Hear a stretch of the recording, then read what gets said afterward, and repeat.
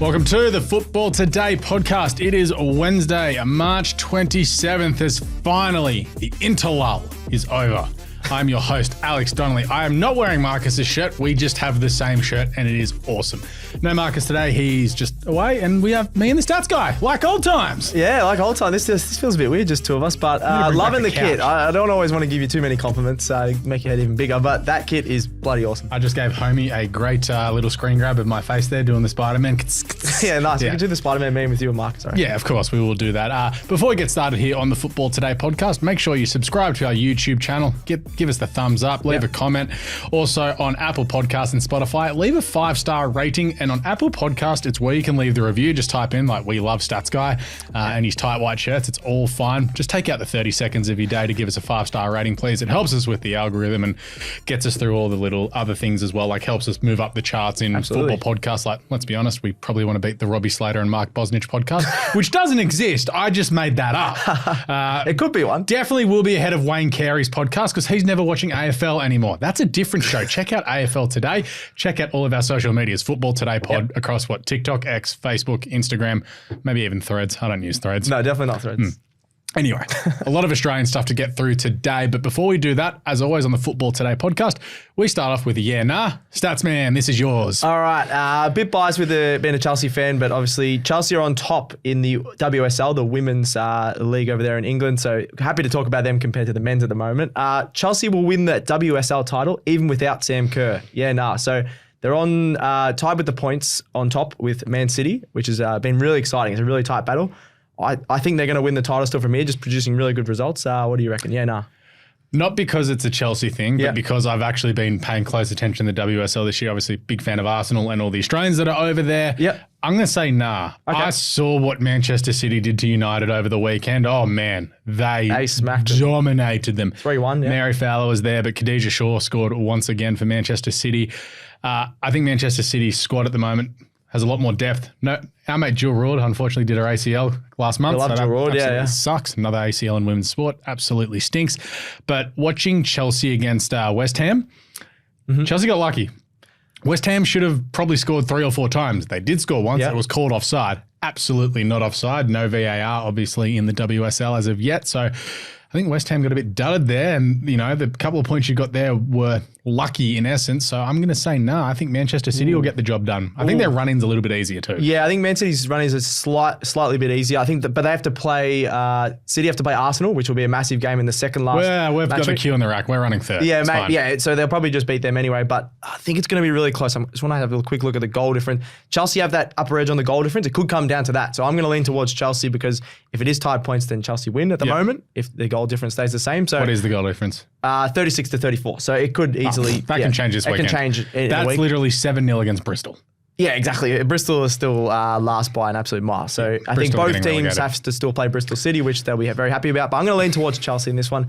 And hopefully, as a Chelsea fan, something for me to cheer about. They've got a lot of injuries, though, as well. Yeah. They did whip Arsenal last week. Jonas out. You'll hear a lot about that from me over the coming weeks. Anyway, let's rip into All Aussie Football Adventures because the Socceroos played last night at Canberra and they won 5-0 and we're through to the third round of Olympic qualifying. But this is great for our pod ranking. We are now currently in the first pod for the Olympics. I didn't Not know the that was Olympics, sorry, for the World Cup. Oh, right. So it's great going forward because it means we keep our ranking higher. So yeah, that's awesome. I think it means we just avoid like some awesome teams straight away. In the qualifier. Oh, in the actual World Cup. Yeah, right. That's good. So that was absolutely awesome. 5-0. Yengi got his first international goal. I know Marcus on this show loves to talk him up. He plays for Portsmouth. He scored the last couple of weeks for Portsmouth and they look like they're going to go up from League One, I believe they're in, and they're going really well. So he's bringing that club form to the Socceroos, which we absolutely love. You got Iredale. He also got his first goal for the Socceroos, only in his second game. So that's awesome. Craig Goodwin, my favourite player for the Socceroos, got another 2-goal brace performance.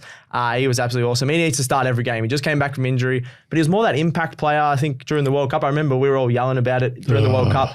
Asian Cup as well. A lot of the times he comes off the bench, he'll score a banger and they'll be like, why didn't he just start? Because he's an absolute freak. He's still in the prime of his career, I reckon. He's 32. But he's still really good. Thanks to his wife on Instagram for pointing that out. Yeah, that was a very funny comment. If you check the comments out on the Socceroos page, when someone goes, he's 34, he's almost 35, and then his wife goes, 32. He's still got a few good years left in him. At what point do we call them the Matildas?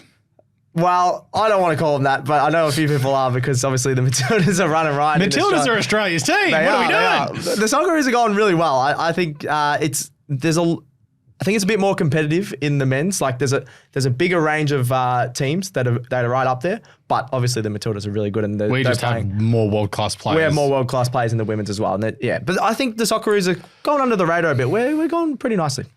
We're not great though. Yeah, we didn't go well in the Asian Cup, but that's okay. Not great. That's all right. We did really well, 5-0, so through to the third round, as you mentioned. Our aggregate is 15-0 across the 4 games in our World Cup. Good. That's awesome. So if you want to turn on a Socceroos game, you're going to see goals in the World Cup qualifiers. In the World Cup qualifiers. Yeah. Okay. Well, we're through to third round, so that's the main thing. Let's talk about some of the Matildas, what's going on in the world there. As said, we did talk about how West Ham and Chelsea played over the weekend, so that's Mackenzie Arnold and Katrina Gorry. Mackenzie Arnold did make some amazing saves. There was one slight howler, which got lucky because it bounced off the post. She just got caught out in an awkward position and she was just scrambling. The sad news out of this is Katrina Gorry's ankle is currently in a moon boot. Not many. Not good when the Olympics are 3 months away. I know. Whoever that Chelsea player is, just suspend her. 6 weeks. Done. But just a bad tackle and a bad landing. Yeah. Those things happen in football. It was awkward, no timeline yet. Not great for West Ham. No, well, we were talking about literally 2 weeks ago when as soon as Gorry's come into that side, West Ham we're actually all right. Once we have a good midfielder, they have a bit of structure around her. Gorry comes out. They can't get relegated because only the last team gets relegated. Bristol City have already locked that in pretty much. But they're going to struggle the next couple of weeks without her. Yeah, so that'll be interesting to see. So watch this space as far as Katrina Gorry's ankle goes. Annoyingly also, Claire Hunt has a stress fracture in her foot. Yeah. She's been playing really well for PSG and for Australia. She's just sort of she's the most under-the-radar Matilda that we have. She's probably, she just moved up so quickly in the ranks. She was just playing in the, was it the A-League Women's, I'm pretty sure. Wasn't even on the radar for the Matildas. They bring her into the Matildas. She dominates World Cup and then dominates at PSG. Stress fracture in the foot. Again, they're not sure how bad it is. Hopefully it's not too bad. It's a stress fracture, so that can lead to a fracture. So you just rest it for ideally a month and then you're fine for the Olympics. But so she'll be good for the Olympics, I think, We want both of those players good for the Olympics. We'd be in trouble with both of them injured. And finally, should also talk about Arsenal winning 3-1 over, Aston Villa on Monday morning. I was throwing stuff at my TV at halftime when Arsenal were 1-0 down, playing horrendously. They probably should have scored 15 goals in the second half. Well, honestly. I'm just looking at this. 37 shots they had. It was, mate. How's it even possible to have 37 shots? That's ridiculous. It was torturous to watch. It's crazy. Kyra Cooney-Cross finally got some game time, which was great. She got a yellow card for ripping someone down. It was great. Caitlin Ford probably should have scored a goal or two, and Steph Catley, when she came on, whipping it in from the corners, was she off the bench? Good. Oh, she come Caitlin Ford was off the bench as well, okay. I don't know about that. I think they were all off the bench, Is that actually. why, you don't like the coach at the moment? No, I don't. I just don't think he's that good of a coach. Okay. Yeah, this is like my Luke Beveridge theory, but Jonas hasn't won anything. So. Yeah. And I think you said the other week you think they should be still fighting for the title, and now they're dropped off. With their squad, they should be on top of this league. They have a great squad, but Jonas does some weird stuff. It's also like Alessia Russo's. They're still trying to figure her out with Stina Blackstenius being on the team as well. Yeah, one thing in the WSL, I know the Premier League obviously has the pinnacle of players as well, but the WSL are literally, the depth on the top 6 teams is nuts. I tell you what I'd like. It'd never happen if Barcelona came into the WSL. It's not Spain in England. Yeah, but it's not. But it's like Barcelona are dominating the Spanish league at the moment, and the dominated Champions League. It'd be sick. It'd never happen, but it'd be. Let's have a look. I remember having a look at their goal difference. They scored like 54 goals in the Champions League, I think. I want to have a look. It was ridiculous. They've scored 92 goals in 21 matches. See, there you go. That's more than North have in the last 3 years, I reckon. 92 goals. Should have scored 80 last year. And they've only conceded 5. So their goal difference is 87. 87. I meant to say. Good math there, stats guy. I'm definitely not good at the maths. You're a stats guy and you can't do maths. Anyway, Barcelona to the WSL. You heard it here first. Oh my God, that's never going to happen. So sick, but Bon Marty, just sign me up. Let's go. Because they'll never sign to a WSL team, but it would be cool. It would be cool. Thankfully, that's what the Champions League's for, though. Yeah. I was about to say, thankfully we have this thing called the Champions League. Sorry for slapping the table, producer Joe. Anyway, we'll finish off with some great news. Michelle Heyman scoring again. Yeah. Equaled Sam Kerr's A-League record of 21 goal contributions in the season. The last game is this weekend. Betting suggests that she will make it to 22. She's ridiculous. I think they're 9 points last. Oh, yeah, they're no good. And she's having probably the best strikers Imagine if she was at ever. Sydney FC or Melbourne City. It's ridiculous. I think, as we've mentioned in the other Who show, wants to live in Canberra? Honestly, Michelle, it's like the worst place in the world. Come to Melbourne. It's great. We have great coffee. We have great facilities. You'd play at Amy Park every week. Your haircut's awesome as well. You'd fit right in. Get some more tattoos. She loves the tattoos. Come to Melbourne. Come hang out. There we go. That's awesome. That's a pitch to Michelle Heyman to Melbourne. There you go. Let's do it. I don't think I think Canberra will be. Obviously, they're a bit. We're not sure if they're going to be around next year. But whatever money they do have, they would probably have to give it to Michelle Heyman because she's an absolute superstar. Come to Melbourne. Best striker in the competition. Yep. All right. With our shenanigans done, we're going to get to something slightly more serious as the Stats Guy has a chat with Code Sports journalist Erin Smith. So we're going to go to that now. After that, there'll be a short break. And then after that, Leo's coming in with the trivia question. We have the chance to extend the lead on Marcus. But first, Stats Guy with Erin Smith. All right. Welcome to a special segment on the Football Today podcast. Speaking to Code Sports journalist Erin Smith, who knows the ins and outs of world football. Thank you very much for joining us, Erin. Thanks for having me, Liam. Great to be here. Thank you. So much is happening in Australian football at the moment, which we absolutely love on this show. So I just want to focus on a lot of that.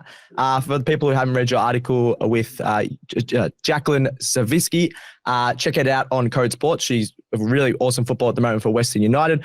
But yeah, I really wanted to chat about your chat with her because she's an inspiration. I just wanted to know, is she an inspiration to a lot of older players fighting for a national team spot? Obviously made her World Cup debut at 30 years old, which is unbelievable. Savitsky's turning. So just wondering if you think she's been a bit of an inspiration for some older players trying to make a national team. I think she's absolutely fantastic, and she was so great to interview and so generous with her time and willing to share her story. I think she's hard not to be an inspiration. I mean, what she's doing, she hadn't played for 2 years and got a text and a call up to the national team for the Philippines. She almost turned it down because she's like, no, I'm just playing like club footy. I'm training once a week. Like, I can't do this. Gave it a shot, and now look at her. She's flying for both teams. It's quite incredible.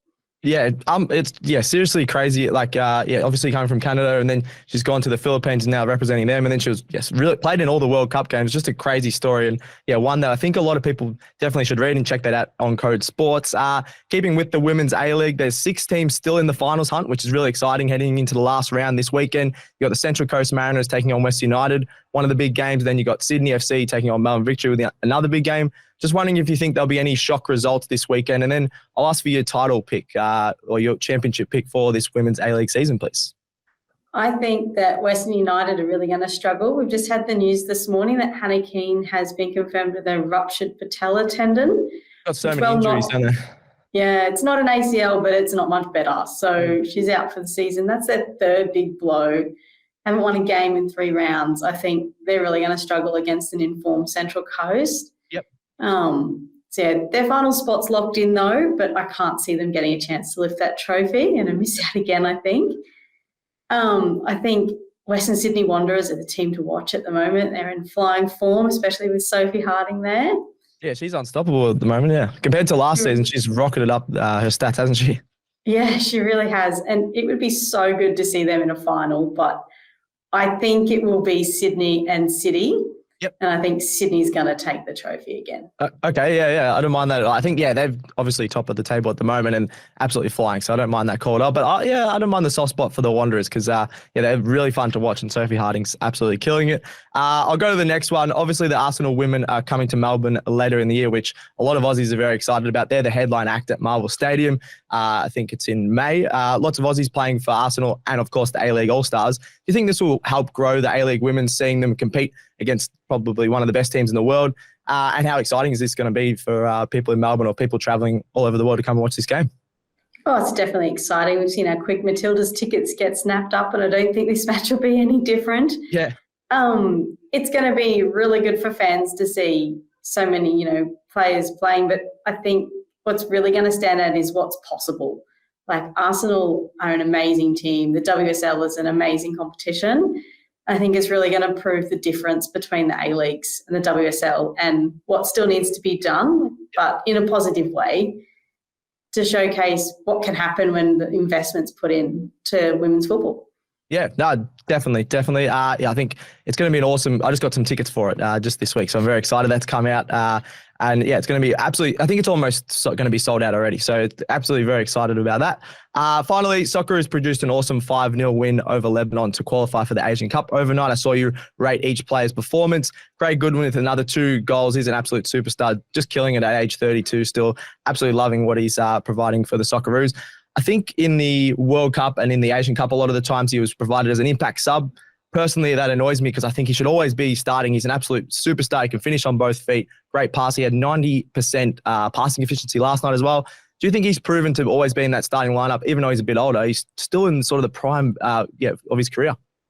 I think last night just proved that. He was playing for fun. He was just enjoying what he was doing, and he seemed to have the most energy of anyone else from the Socceroos on that field. And he was doing what he could do because he was enjoying it and just lapping it up. I think, when you take it away from someone, they value it that little bit more.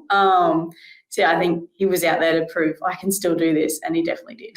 Yeah, he was unbelievable. I feel like he should be in that starting lineup, and he just playing such free football at the moment wherever he's playing. Just one off the top of my head, actually, so rather than that being the final one, Josh Nisbet made his debut as well. Obviously, a great story. I told he was too small to play. A lot of people out there could probably relate to that. Too small to play, but he absolutely killed it. It was pretty funny watching him stand next to Harry Sutar, but he's just an absolute beast out on the field there. What do you think his impact can be on this Socceroos team in the future? And do you think he's got a really great future ahead? I think Josh Nisbet is definitely one of the future players for the Socceroos, and fantastic that he's been able to do it while playing in the A-Leagues, because there's not many of them doing it at the moment, and proof that, there is still value in our men's A-Leagues competition. Definitely. He still can get noticed. It was amazing. He didn't have an awful lot of time on the field to make too much of an impact, but people still knew he was out there. Yeah, no, absolutely. I think this is the start of something big for him. I think, especially really good signs coming out of the men's A-League and seeing someone come. I think Central Coast Mariners he's at, and just even for his size, it's just an unbelievable story. Awesome. I think that's it. Make sure to check out Erin on X or Twitter, as people like to call it, @_Erin_Smith, and all of our articles on Code Sports. Thanks again for coming on, Erin. That was really good. Thanks for having me. All right, let's get back into the usual show. Hi, I'm David Kickno. I'm James Clements. I'm the host of the AFL Today Show. And you can join me and a rotating cast of AFL nuffies, lunatics and journos celebrating all things footy in the world's singly greatest one-stop shop for every level of AFL fan. That's right, every game of the 2024 AFL season will be previewed and wrapped for you. Every storyline covered, every big moment broken down, every big hit celebrated, every Supercoach angle looked at, and every type of credit given to the boys. That's right, with guests from around the AFL world, AFL Today will have you sorted for all things footy. So, 3 times a week, make sure you get your AFL fix with the AFL Today Show.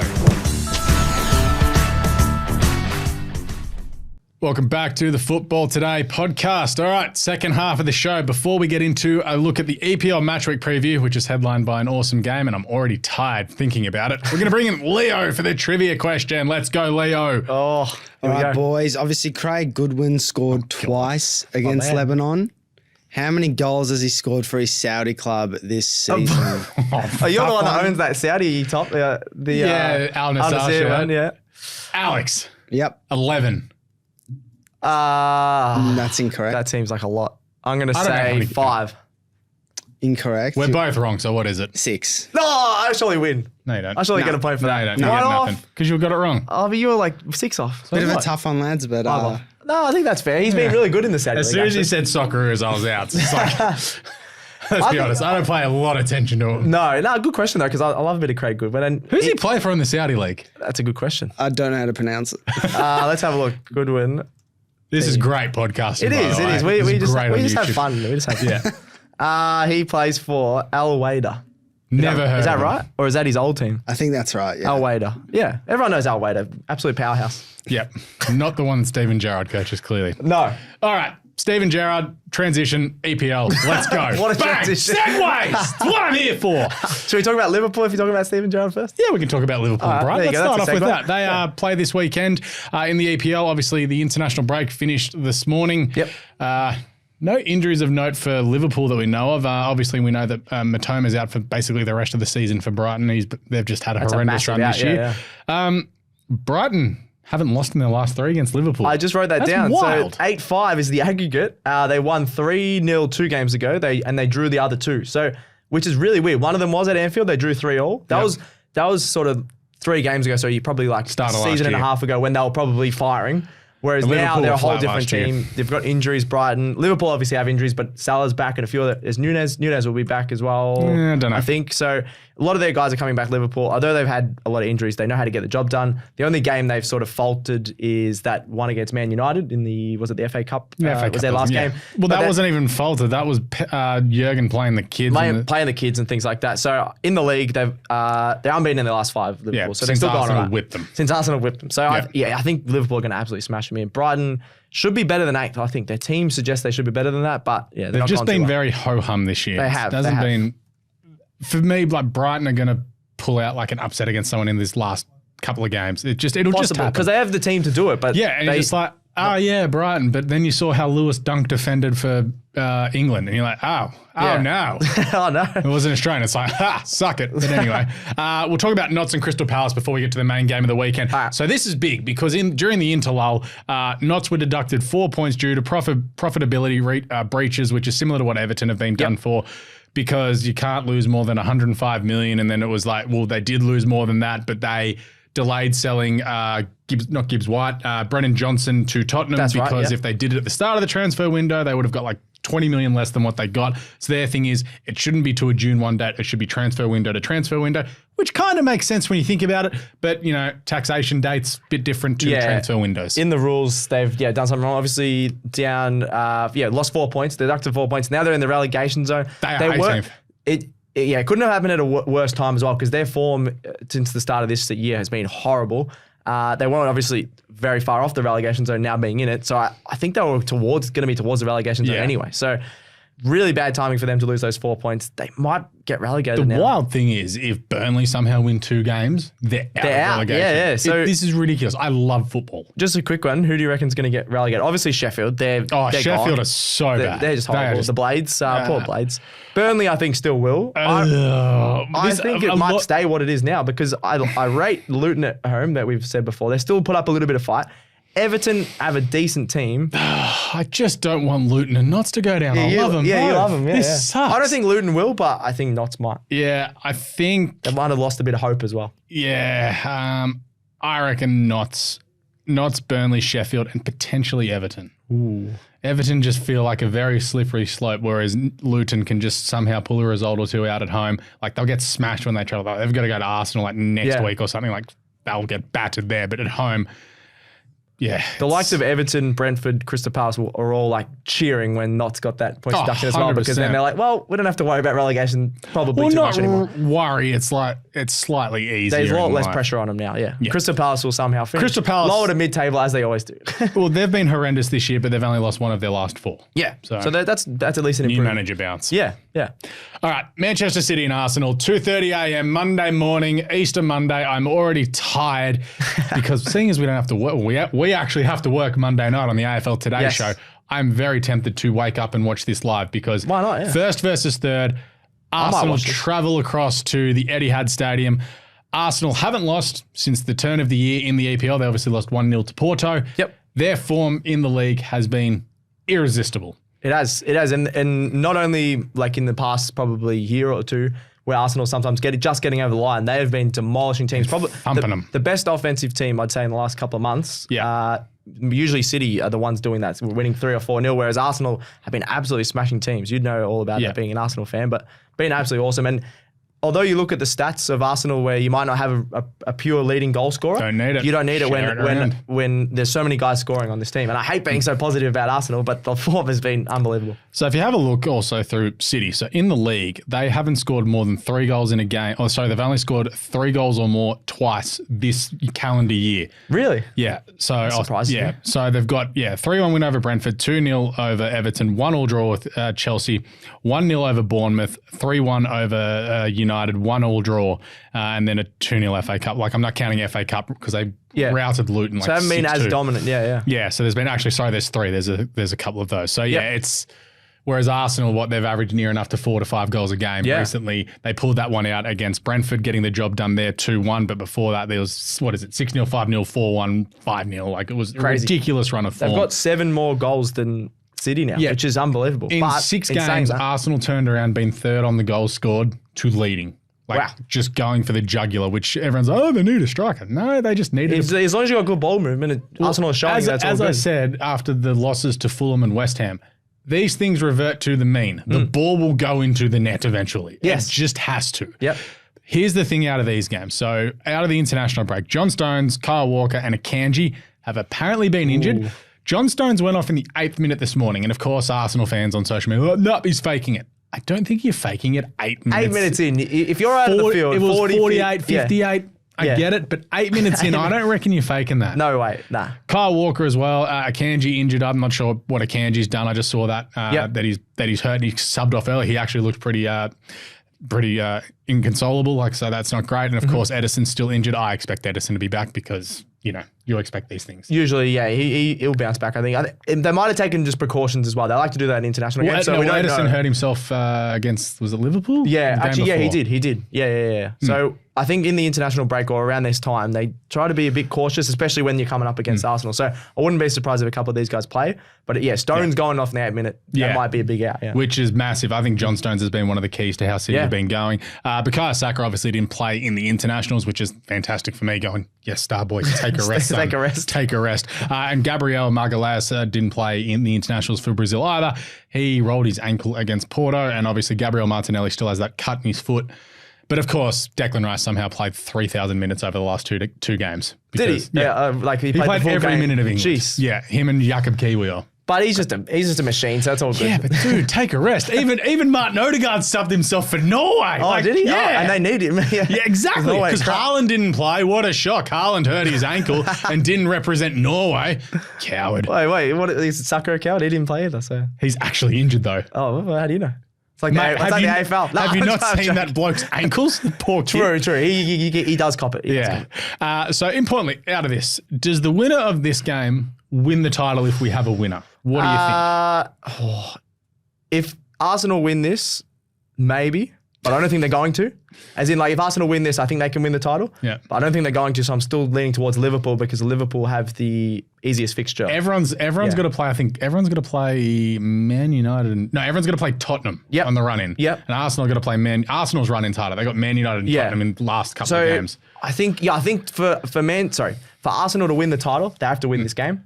If they don't, I think it's cooked. See, the funniest thing is for me, I think Arsenal can win this game. I'm actually tipping a draw. I'm doing the Marcus. I'm tipping the draw. Tipping the draw. I will take a draw. Tribute to Marcus, yeah. Yeah, but I think the biggest result for Arsenal is going to Old Trafford and winning. If Arsenal beat Man United at Old Trafford, that's the big monkey off the back. Well, I think if they win here, this is even a draw here is pretty big because that means they at least stay on top or stay close to the top. Well, Liverpool beat Brighton, so they will go on top. Oh, well, they could stay in the top 2 then. Yep.